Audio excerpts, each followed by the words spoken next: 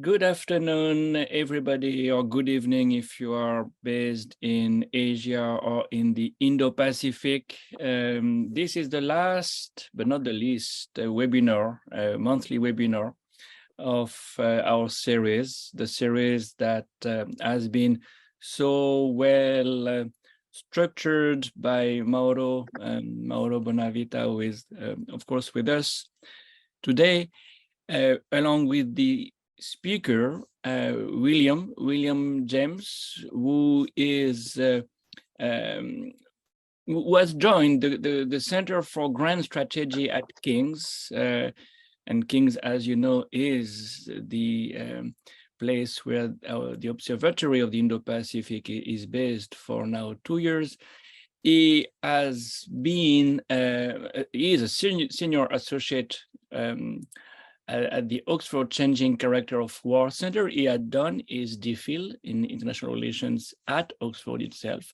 And between 2018 and 2020, William was based in the US as a research fellow at the MIT Security Studies Program and at the Harvard Security Kennedy School's Belfer Center. And in 2021, he was also a non-resident Hans Morgenthau Fellow at the University of Notre Dame. So he is with us now in London and, well, with you wherever you are on Zoom for presenting a very important talk on Britain, because we have reviewed the Indo-Pacific strategy of many countries lately, and last month, the reaction of China to the policies in the Indo-Pacific of many countries, but we have not studied Britain's strategy yet. So William will present something he has titled Britain's Strategic Tilt to the Indo-Pacific Security and Policy Debate. He will present his views in half an hour or so, and we'll have plenty of time after that for the Q&A session. So please, those who are following us, do not hesitate to use the chat box, the Q&A box for asking your questions, and we'll do justice to them. You can be sure of that. But for the moment, William, the floor is yours. Thank you, Christophe, for that kind of introduction, and to Mauro for the invitation to speak to this group today. I have some slides, so let me just try and share those first of all. And then if you could give me the thumbs up if you can see those. We good? Perfect. Okay, so my goal today is to talk to you about the defense component of the UK's tilt to the Indo-Pacific. And the talk will be based on a paper I wrote for the Hague Centre for Strategic Studies about 3 months ago. And I should emphasize that defense is just one component of the UK's tilt to the Indo-Pacific, which will probably become clear through the talk.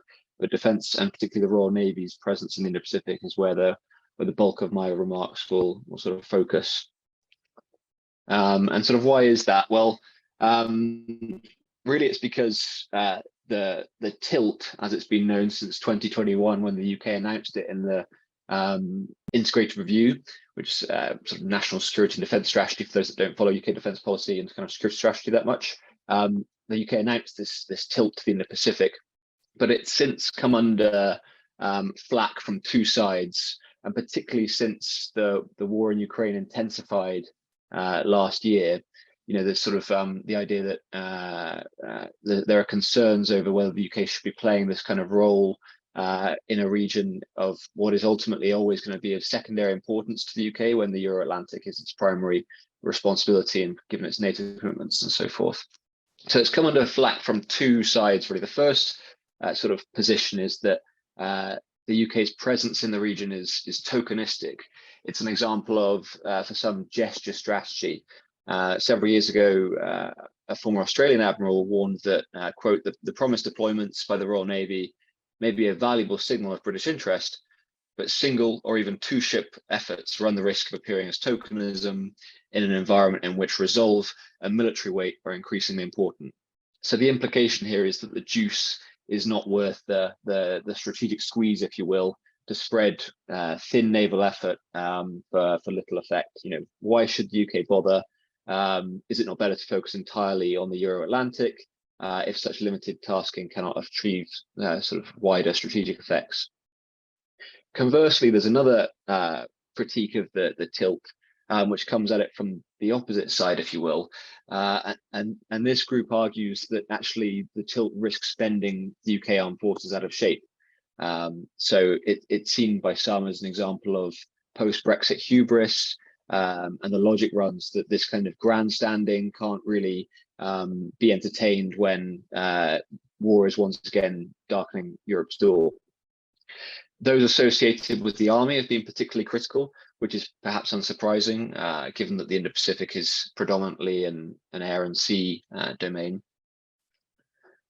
So the argument that I'm going to put forward to you today is that it's sort of stuck in the middle ground of these two debates in no man's land, which is where I often find myself. I essentially argue that, first of all, the tilt, and particularly the naval aspect of the tilt, as currently constituted, so no more, no less, will not bend the UK armed forces out of shape. And then secondly, that these so-called tokenistic deployments can actually be quite worthwhile, but there has to be clarity over the objectives, whether or not expectations are managed both with allies in close to home in Europe, as well as partners and allies in the Indo-Pacific. And third, if there are kind of a clearer sense of communications, that a more holistic approach to communications between the different departments of state. And what I'll argue is the tilt is a well-conceived initiative, but so far some of the implementation on some of those things has been lacking. And I'll kind of conclude with 3 recommendations, or at least this is from the paper in February 2023, and that was around enhancing European cooperation in the region, narrowing the geographic scope of the tilt. The Indo-Pacific is obviously a vast area, and when you are deploying such limited tasking, there's a need to prioritize. And then third, this point on communications, which will become clearer through the presentation. So first, I'll address the argument around whether or not the tilt and the naval component of that risks bending the UK armed forces out of shape. And I would say that this is probably, of the two, the weaker of the two arguments, because of the two sort of critiques of the tilt. Because in reality, the tilt was much less pronounced than some, including myself, actually, sort of feared in advance of the 2021 integrated review. There was previously talk about the UK establishing new military bases in the region and stationing one of its aircraft carriers permanently there. And none of this came to pass. In the actual the document and in the behaviour so far from 2021, the Euro-Atlantic has clearly been prioritized through the process, and defense is really only a modest component of the Indo-Pacific tilt. So if you look at the sort of the Indo-Pacific framework in the 2021 integrated review, only one of the 9 action points related to hard power. The focus was really on economics and diplomatic engagement through things like ASEAN, where the UK is now a dialogue partner, and joining the CPTPP, which it did this year. After the UK deployed its carrier strike group in 2021 to the region, the MOD, the Ministry of Defence, made clear that the main focus would be on persistent engagement through kind of quite small naval assets. So principally here, 2 offshore patrol vessels, and what's called a littoral response group, which is essentially an auxiliary ship with about 250 Royal Marines aboard, and that will be occasionally accompanied by a frigate or a destroyer. Since the 2021 integrated review, or IR, we've also had the Aukus announcement, and through that there'll be the occasional port visit from a Royal Navy attack submarine, the Astute class. So as my colleague at King's, Alessio Patalano, often likes to say, it's truly a tilt, not a pivot here, which I fully agree with. So let's first look at or move now on to the second sort of critique, which is around whether or not these deployments, these small deployments, are really worth it. Is this just gesture strategy? Are these tokenistic deployments like this always strategically unsound? What's the value of them? And I would argue, if you look at what's been happening so far since 2021, particularly with the deployment of the offshore patrol vessels, the UK has achieved significant impact despite having, only contributed quite limited tasking. So if you look at the OPVs particularly, they're quite well suited to the daily risks that are posed to regional order, whether that's fisheries patrol management, sub-threshold coercion, disaster relief, and humanitarian support. These ships are kind of ideally placed to do that. HMS Spey, one of the ships out there, delivered aid to Tonga following the volcanic eruption and tsunami there. HMS Tamar, meanwhile, has been enforcing UN sanctions on Korea and preventing illegal fishing off the Pitcairn Islands. So both are kind of a response to the needs of a lot of what states in the region have been calling for, really. So it's sort of a tailored response in that sense. And all of this is kind of accomplished at quite a minimal expense to the Royal Navy. These ships have a crew of about 58 people on board, whereas a frigate, for example, has a crew of about 200. So the tasking isn't that significant. So that their minimal footprint it reinforces the UK's claim to be a sort of responsible stakeholder in Indo-Pacific security, which is a key goal of the integrated review. There are naturally some concerns over the defensive capabilities of these ships, but the counter argument to that as well is that potential adversaries don't really see them as provocative. They're not aggressive capabilities. They're primarily designed for these softer constabulary missions, as I said, and owing to their size and their green credentials, and by that I mean they're the greenest ships in the Royal Navy's fleet at the moment, they can dock in a greater number of ports in the region, which have more strict environmental regulations.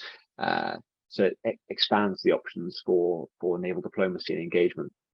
So I'd say, if you sort of take this together, you'd have to kind of conclude that so far, this tokenistic deployment is actually having quite outsized effects in achieving the UK's overarching policy objectives.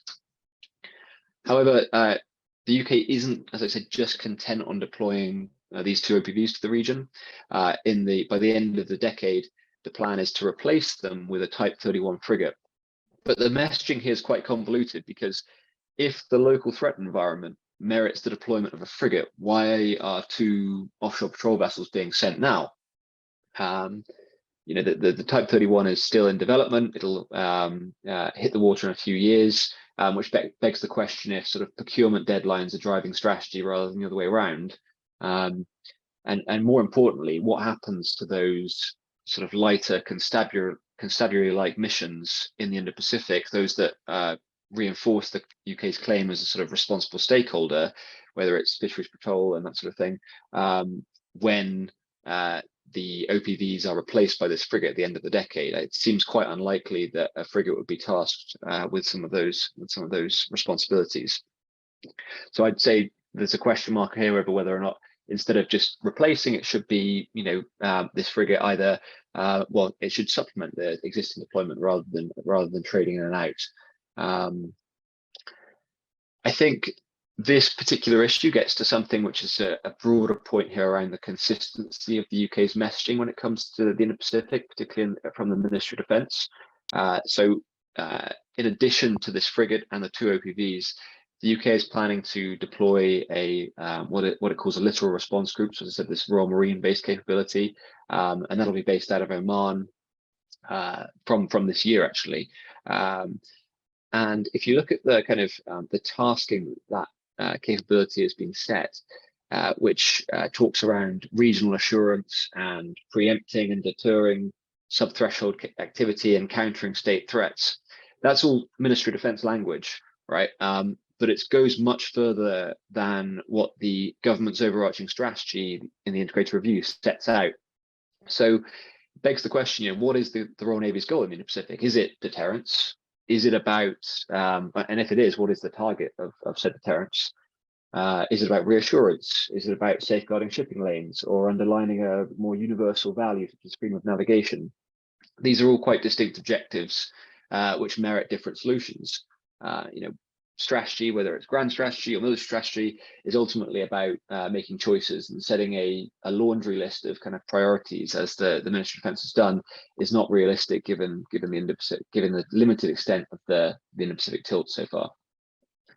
I think as well, there's a potential danger here in that if you model the objectives and signals, an adversary might end up misreading your intentions. So whilst the offshore patrol vessels there are in the region for constabulary work, in a crisis, it's foreseeable that actually they could become targets because they, as I said, they don't have these defense capabilities, because you're signaling that you're interested in regional deterrence and something much stronger, that they could then become targets for operating in the region, which is something that I don't think has been necessarily thought through in the language on the Defence Command paper. And moving on to, again, this idea of, so sort of building on this idea actually of deterrence and reassurance. Now, there is quite considerable academic debate around whether or not naval forces can adequately reassure allies and partners. So what do we mean by that? Well, reassurance, I think of as the ability to make allies and partners feel more secure from external threats, and that's a function of two factors really.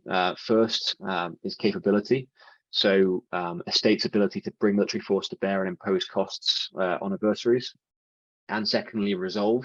So how willing are a state's leaders to use force and accept the costs in doing so?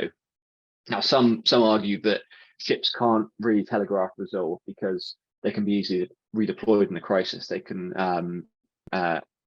evacuate from the region relatively quickly, unlike a small but permanently based garrison of troops. So, embedded soldiers who interact regularly with the local population might inspire more confidence in an ally or partner than a warship patrolling off its coast somewhere. Ground forces imply that the state has skin in the game should hostilities break out. But recent research suggests that such tripwires are insufficient, and that the state would need to deploy a substantial warfighting capability to in and around allied and partner countries to reassure them. And that simply isn't realistic for the UK or any other European non-resident power in the Indo-Pacific. A counter view in the academic literature on this, to these kind of land-centric positions, which are often based on European examples, is that the Indo-Pacific is a very different domain, predominantly land and sea. And so naval deployments actually do have an enhanced effect here, because if you're a European power deploying naval capability so far from home, it does demonstrate resolve, because it's only a few states can actually realistically do that. It's a logistical feat, right? It's a difficult thing to do.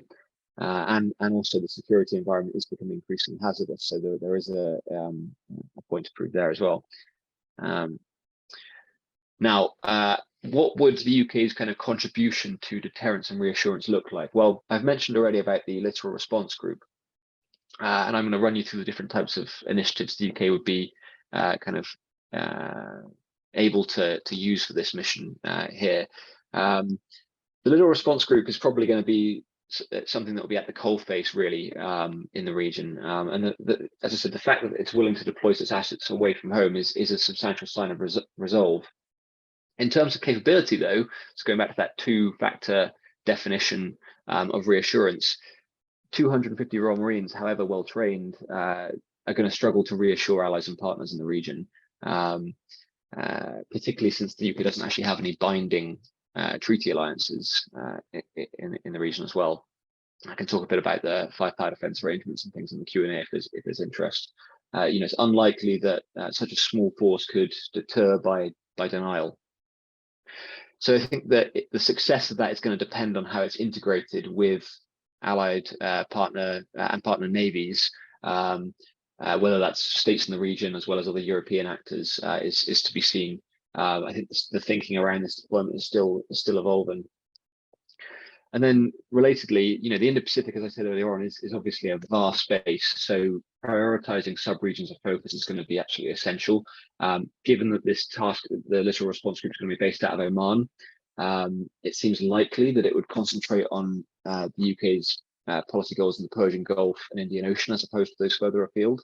But we'll see what the Defence Command paper, which is coming out in, well, actually this month, will will say on that.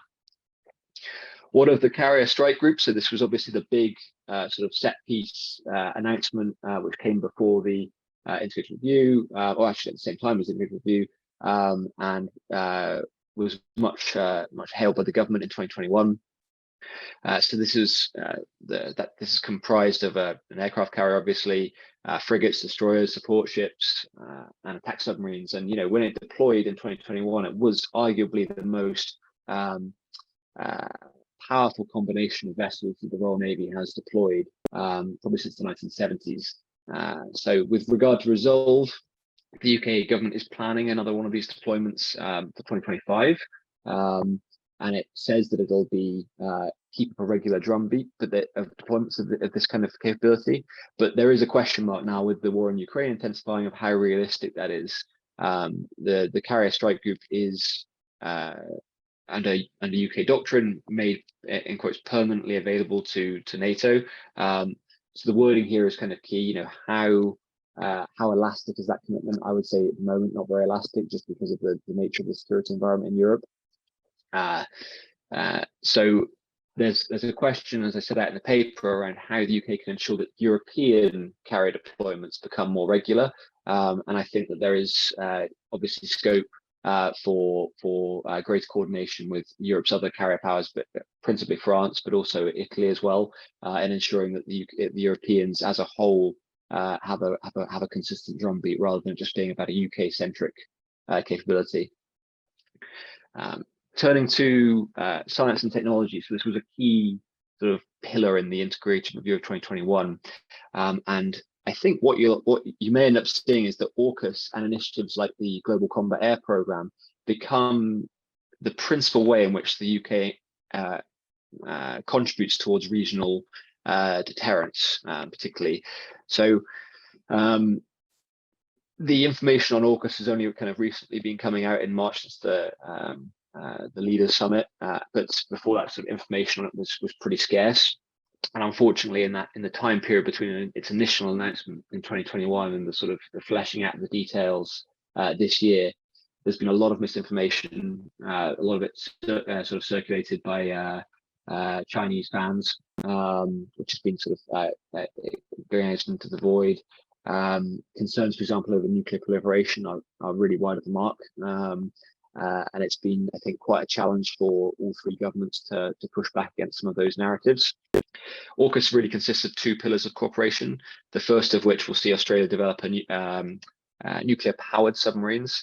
And these boats are not only faster, but they're capable of operating for longer periods of time and at greater range than their diesel-electric equivalents. And so that will enhance Australia's naval reach, thus shifting the regional balance of power in a more favourable direction to UK-US interests. The second pillar will see collaborative research on a range of sort of advanced capabilities like quantum computing, undersea capabilities, artificial intelligence, which will enhance the conventional capabilities of the UK deterrent capabilities as well as those of its allies. So Aukus has a lot of potential, but I think that it also highlights the difficulty in trying to pursue these goals concurrently. So if you think about what the European presence in the Indo-Pacific, which I've been speaking about, so important that Europeans coordinate, but the way in which Aukus was announced undermined that goal, right? Because French pride was obviously wounded when it was announced that France had a lucrative submarine contract with Australia, which was abruptly cancelled. And it was also unfortunate that the Aukus agreement was announced at the same time or unveiled in 2021 as the European Union unveiled its strategy for cooperation in the Pacific, which just resulted in it being slightly overshadowed. So for the tilt to sort of be a success, the UK's got to demonstrate that it's aware to not only the viewpoints of Europeans, but crucially the views of swing states in the region, right? So regional reactions to AUKUS were mixed. Many states welcomed the pact, albeit sort of quietly in some cases, but Indonesia and Malaysia voiced reservations. Both have repeatedly voiced concerns about nuclear proliferation and warned that AUKUS may undermine regional security by stoking an arms race. I think this is, as I said, a bit of a misunderstanding, and but ultimately it's really not ideal for the UK's engagement with the region when you have that kind of misinformation flowing around, particularly when the UK, because it will undermine the UK's other aspects of the other aspects of the Indo-Pacific tilt on, for example, the ASEAN dialogue partner status, which the UK achieved the month prior to the Aukus announcement. Just turning to the conclusion now. So I've tried to, in this talk, sort of challenge the idea that tokenistic naval deployments are always a strategically unsound idea. I think that evidently small forces are already having quite an outsized effect in the region. The two OPVs particularly are strengthening the UK's claim to be a responsible actor in Indo-Pacific security. And the littoral response group may yet prove to be a valuable initiative, so provided that it's closely embedded with allied and partner navies, and the tasking is sort of honed geographically. Crucially, I don't think either deployment really affects the Royal Navy's core tasks in the Euro-Atlantic. And as I said in the introduction, one of the things I try to do with this paper is think of sort of relevant policy recommendations for practitioners who are engaged in kind of working out the practicalities of the tilt on a daily basis. One of the things that's come through, hopefully in this talk, is the need to kind of enhance European coordination, which I'll delve into further in a second. Second, this idea about honing the geographic scope of the tilt. And third, around taking a more holistic approach to communications, whether that's Aukus or around when you're sending a frigate instead of an OPV, what are the communications surrounding that? Is the goal really deterrence, or is it about contributing some of the softer missions around constabulary work?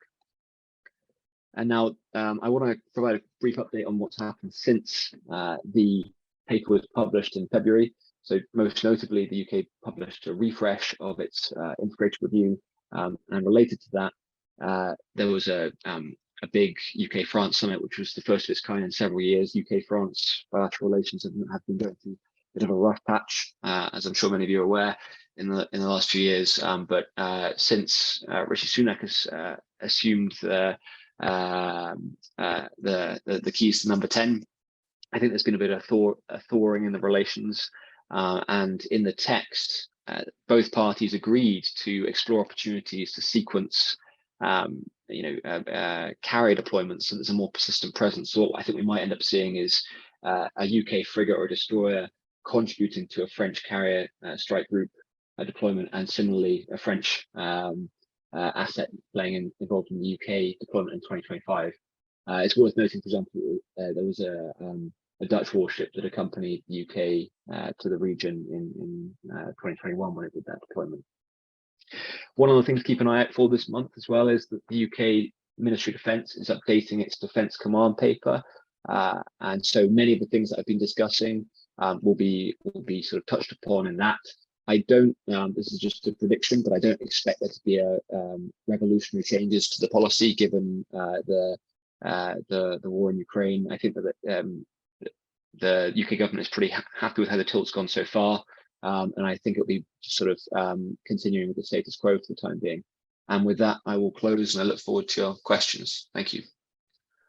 Thank you very much, William. That was really very interesting, and we have already questions in the Q&A box, unsurprisingly, to push you a little bit further in the same directions.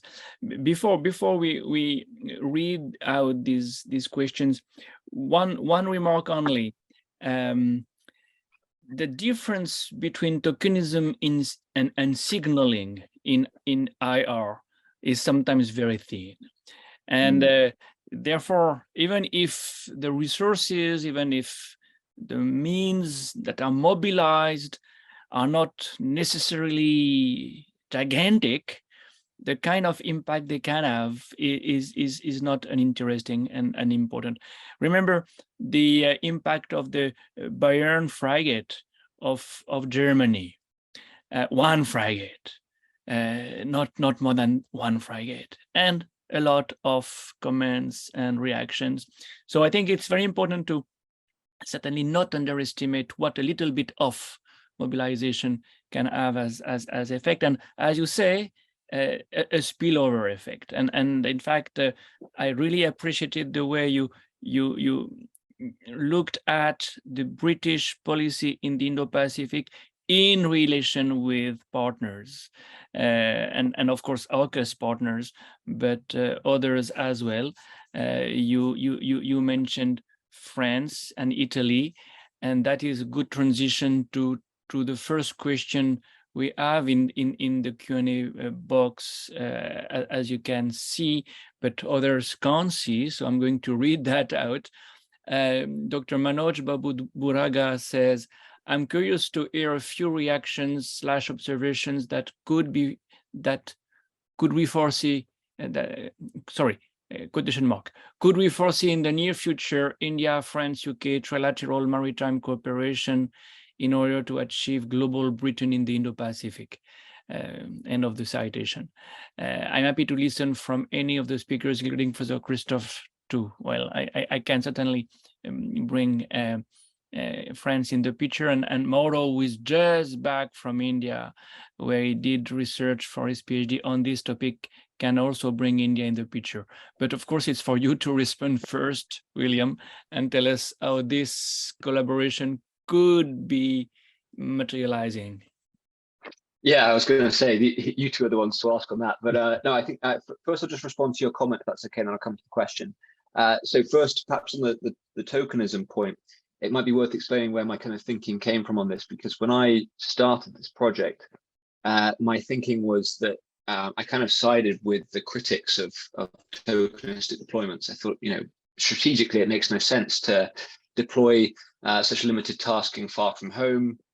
There's a risk that you can get entrapped in the region by, having this small piece of equipment out, capability out so far, and then you end up getting dragged into conflicts that perhaps you didn't want to. But over the course of doing the research for this, I ended up going around the other way and finding value in it. I think you're exactly right that on the issue of resolve, it does matter for non-resident European powers. I think France is slightly different in this regard.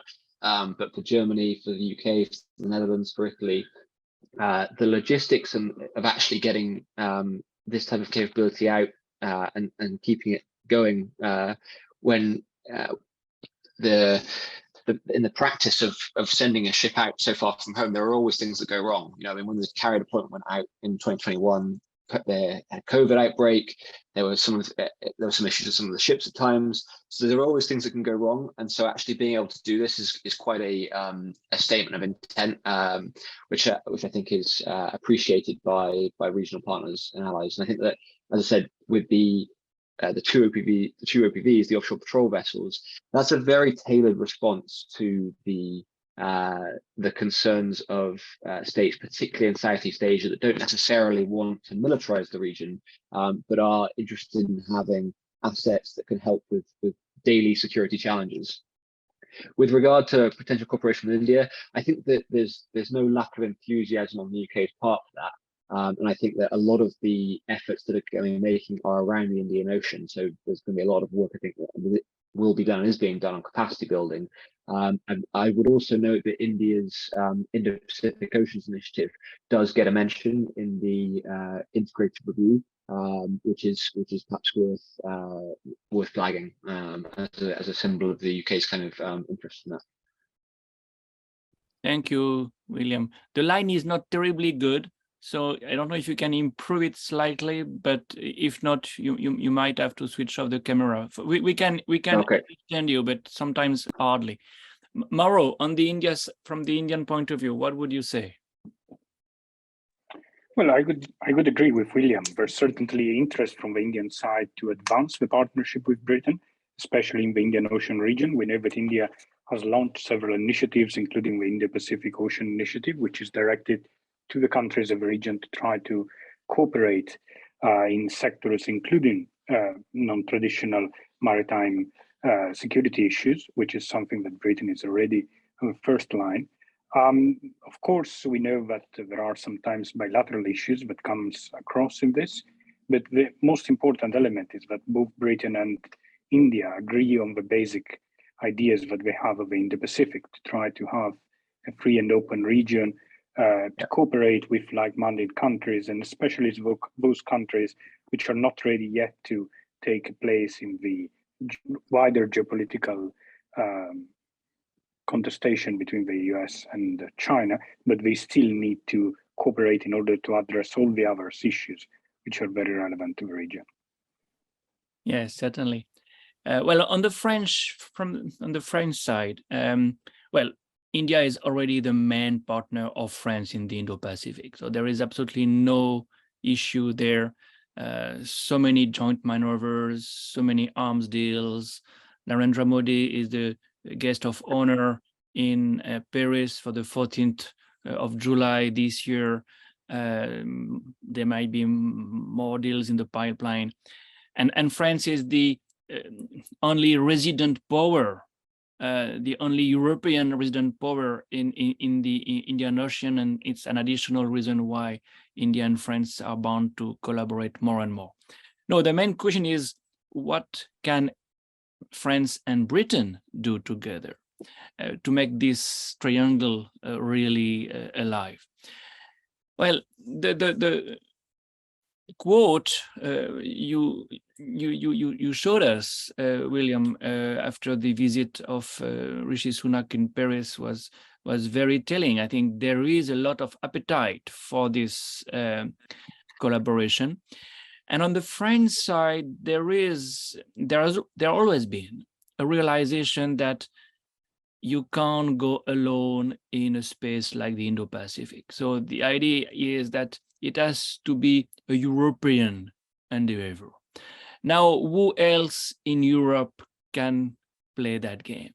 And there are expectations vis-a-vis Germany, but for the moment, they are not completely fulfilled. So it makes a lot of sense to revive what we call the Saint-Malo spirit, the spirit that was initiated many years ago by François Mitterrand and others, when the idea was to create a defense-oriented axis between Paris and London. Let's see whether the recent visit in March leads to this, but it would be more than natural, and it's probably a process that is already going on. 3 more questions have come while we were responding to the first one, and we will take them in the order they have reached us. David Page asked, so far James has not mentioned the impact of the primary UK security relationship with the USA. The tilt by the UK reduces what is available in the Euro-Atlantic/NATO, where US frustrations are mounting. Far better we focus on this. Even more so if a Republican wins the presidency. With only 16 destroyers and frigates, we hardly have more than a token to deploy. That's a great question indeed, because not only, as you said, we don't have resources for doing much in the Indo-Pacific, but Europeans have even less resources now that they have to invest on the Ukraine and Russian front. So will the US tell us, well, let us do the job in the Indo-Pacific and just focus on Europe? And if so, what UK would say? Yeah, I mean, it's a great question, and David's right to worry about the prospects of a Trump or a Trump-like administration down the line. So the question of, what does the US kind of expect of its allies and its European allies in the Pacific? I think there's been a lot of toing and froing around that, in the sense that you've seen mixed messages at times, but the overwhelming sense I get from both administrations over the last few years has been that they do welcome a European presence in the Pacific, and that's shared by a lot of states such as Japan and Australia, which you understand as well, because it's all kind of building towards this narrative of free and open in the Pacific. And even if it means you're sending one ship or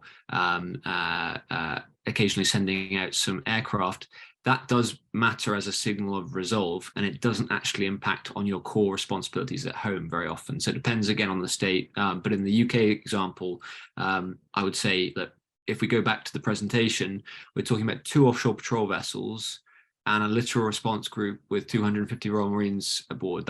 Neither of those are going to make a significant impact to Euro-Atlantic obligations, particularly to NATO.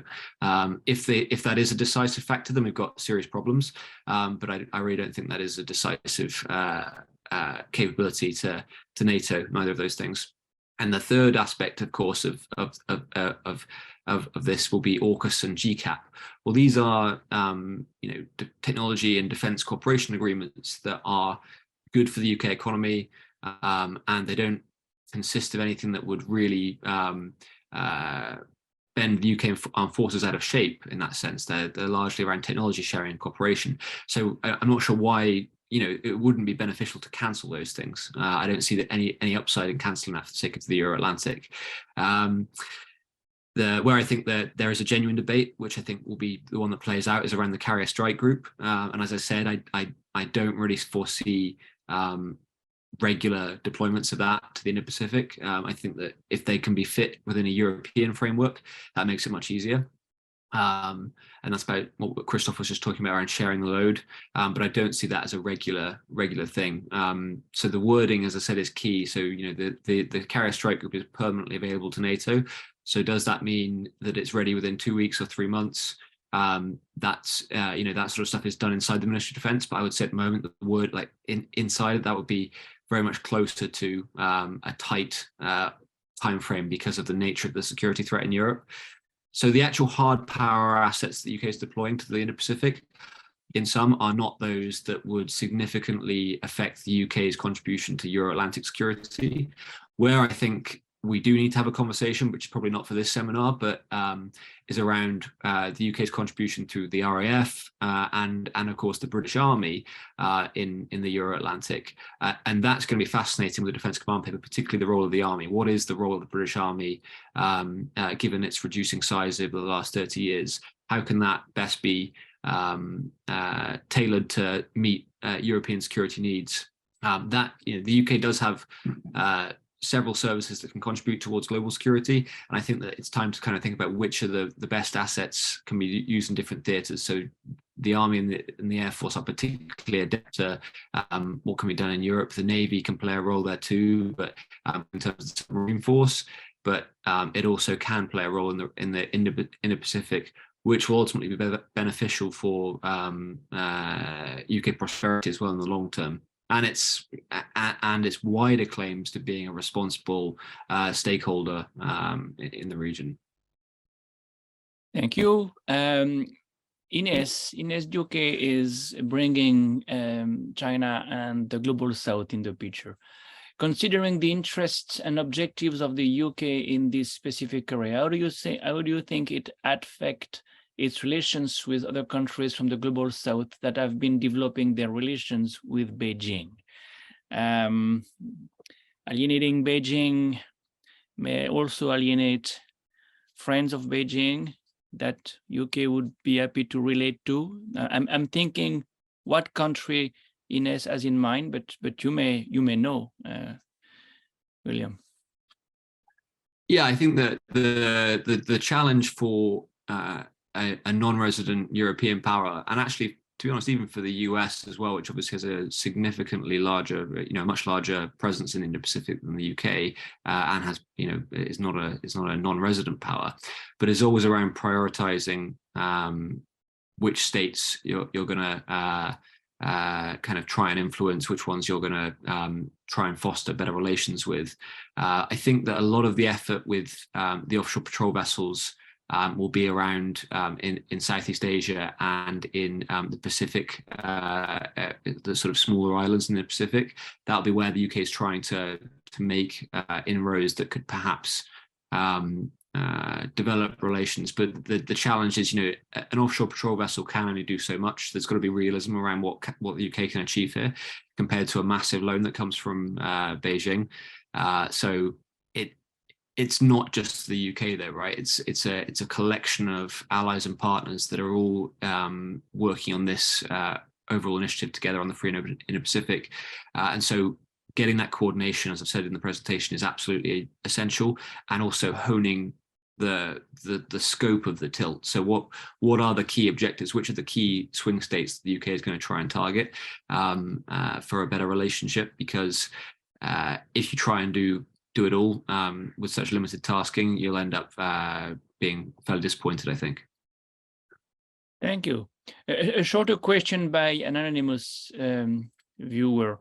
Wouldn't the larger pretext of geopolitical sustainability come into the fray with regards to the tilt to the Indo-Pacific, especially against a backdrop of a post-Brexit landscape? I'm not quite sure I understand the question here. So wouldn't large pretext of the tilt? I think if the question is around the sustainability of UK defence after Brexit, I think it's certainly a fair one. The defence budget has, well, partly through the war in Ukraine or the intensification of the war in Ukraine, partly through Brexit, but the UK orders a lot of its kit from the US, and the exchange rate has obviously gone in quite a negative direction for the UK, which means that all of its kits become much more expensive over the last few years. Add to that, you've got pressures on the health service and so forth, and the practicalities of implementing Brexit. The economy's taken a slight hit, certainly, there will inevitably be resource pressures on the defence budget. The UK has set more money aside for its defence budget, but how sustainable that is in the long term is very much an open question. This Defence Command paper that's coming up this month will give us greater answers, because that will really be a marker of where I think we'll get into the point now where previously the UK could pretend that it's a sort of tier 1.5 maybe military power, able to try and do lots of a full spectrum force, right? Able to try and do lots of different things competently, but the mass was constantly being hollowed out over the last 30 years. I think we're now at a point where choices are actually going to have to be made around and the UK will have to specialise in certain areas. It may well be that this Defence Command paper does that.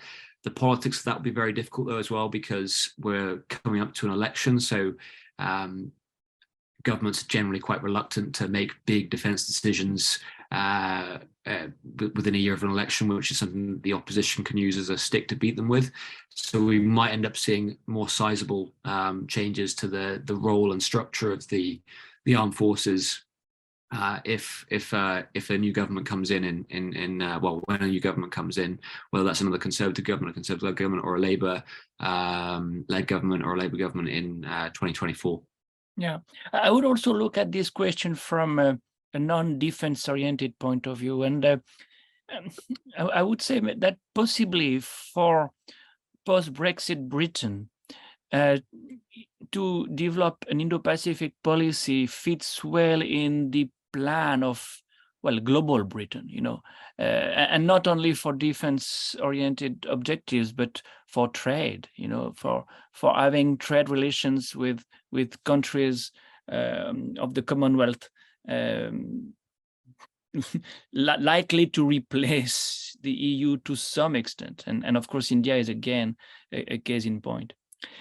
So, yeah, I think that's a great point, because so the politicization of the tilt perhaps could be an issue for its long-term implementation. It was associated, I think, with kind of Boris Johnson's global Britain post-Brexit boosterism. And so Labour, I think, to begin with, were quite sceptical around the idea of the tilt. But over time, I'm sensing that's started to reduce a bit to some degree, because, as I said, for one thing, the tilt was nowhere near as it didn't become like a pivot, right, as Alessio says, but it wasn't as accentuated as many feared, including myself. So it wasn't a case that the UK was just sort of leaving Europe and then saying, right, now everything's going to the Indo-Pacific. That didn't happen at all. The tasking is very limited. So that's the first part. And the second thing is that, irrespective of which government wins the UK election, the global economic center of gravity is moving to the Indo-Pacific. So you can't avoid having these conversations or thinking about how you want to engage with what's going to be the most important region. And I think that the idea that the UK would, if a Labour government came in, would suddenly turn away from things like Aukus or GCAP, when many of the areas that will benefit from that industrial cooperation are in Labour seats is quite unlikely. So I think that the tilt, whether it's renamed or rebranded in something else that's less associated with Boris Johnson, perhaps, but I think that the presence that the UK currently has in the region is here to stay for the foreseeable future. Oh yes, and you don't need to leave EU for having an Indo-Pacific. Exactly. So, Monica, thanks for your amazing presentation. My question, and that's something for you, of course, William. My question is, although naval diplomacy can maintain flexibility between soft and hard power in the spectrum, what can the UK government and RN do to prevent tensions from developing in response to the inability to grab the interpretation and reaction of the recipient to the message sent, such as China sees it as aggressive actions in South China Sea, and keep it as simply a signal of concern and engagement to preserve the stability of the Indo-Pacific region? I think the main thing is just maintaining consistency in the narrative. So one of the problems I think that's been taking place so far in regards to the UK's military engagement with the region is it's not very clear what the naval presence is for. So in some ways it's not around deterrence, it's not around what's happening in the South China Sea, and in other aspects it is. And so I think being clear about what the UK is trying to do in the region and aligning different government documents to that effect is essential in the short term. Again, this is also something that's going to have to happen in line with what allies and partners are doing, so that there is a consistent message being presented to China. Whether or not the UK, I mean, it has sent assets through the South China Sea, so that kind of messaging was quite clear in 2021. But since then, I think it's gone off in a different direction. Yeah, thanks for the question. Yeah, it's a great one. Last question by Cassidit. Thank you so much for your insights. I'm curious to find out more about Southeast Asia's place in and response to the tilt. Are the visiting ships and the tilt as a whole welcomed? What do the OPVs do when they visit?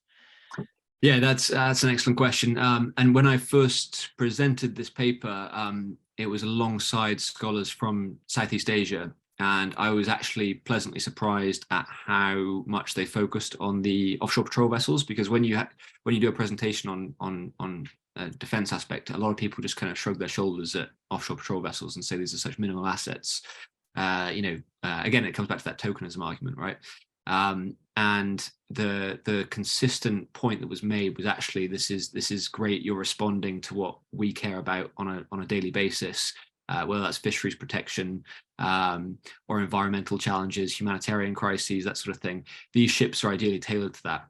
I think there's also the point around a lot of Southeast Asian states being nervous around the increasing militarization of the region, and the OPVs in particular certainly don't add to that. As I said, they're very lightly armed, so it really is about kind of local constabulary work and capacity building in the region. So I think that's a very tailored response to regional security. I hope the UK doesn't get rid of that capability when the Type 31 frigate is ready, because I think that would, if replacing that capability, would undermine a lot of the good work that these two offshore patrol vessels have done over the last 2 years and will continue to do for the next few. So yeah. Very good. Well, we have 4 minutes left, William. So I'd like to ask a question myself. You focused on the security dimension. So inevitably, you presented the MOD in the driver's seat. But if you somewhat look at the larger picture, would you say that the defense community remains the driving force in the Indo-Pacific policy of Britain at large? We see this in many countries, even in France, where the Ministry of Foreign Affairs came in this making of the policy later, and even the president and the Elysee. How does it play? It's really a sociology of the decision-making process that we are looking at. Who thinks about it the most and is the most active? That's a great question on which to finish. So I think one of the things that's worth emphasizing, as I did at the beginning of the presentation, defense is just one component of the UK's Indo-Pacific tilt, and at that, it's probably one of the smallest in terms of its kind of investment, intellectual investment, and resource investment in Whitehall over the last few years. The main driver has been the Foreign Office, and to some extent trade. So you've got the UK has now joined CPTPP and is now an ASEAN dialogue partner status. So from that perspective, the UK kind of declared that they were in the integrated review refresh this year. They sort of said the tilt is done. The government's very happy with the outcome. I think one of the things I was surprised by when in 2021, when the integrated review came out and was then followed by the Defence Command Paper, how different the two documents were, and it suggested perhaps that the MOD hadn't been and was sort of doing its own thing, not engaging with other stakeholders in Whitehall. As I said in the presentation, the language was very different to what the sort of overarching government strategy was, and so I think there were concerns that the MOD was doing its own thing. From what I understand, I'm now it's that every kind of MOD deployment is very carefully worked out. In close association with Foreign Office specialists in the region to work out what the regional reaction would be. So what type of tasking would be appreciated in certain states where it might be more problematic, and then B, what does the UK get out of it as well? So what is the outcome? So I would say that the UK's presence is a good example now, increasingly so, of an integrated presence with the Foreign Office, trade and defence. But it is worth emphasising again that defence is just one component of the tilt. Very good. Thank you very much, William. Thank you for having been the host of the last webinar of this university year. That will be available online very soon, like all the others, and you can publicize the link. I mean, you can disseminate the link that will take you to the whole series of recordings of these webinars. That was the 7th webinar for the university year. We'll resume this series after the summer break, and I would like to thank you again, and to thank Mauro, who has been over the last many months the architect of this initiative at King's. Have a great time, in the Indo-Pacific if you go for fieldwork. Thank you very much for the invitation, and thank you all for the great questions and for participating. It was great fun. Thank you.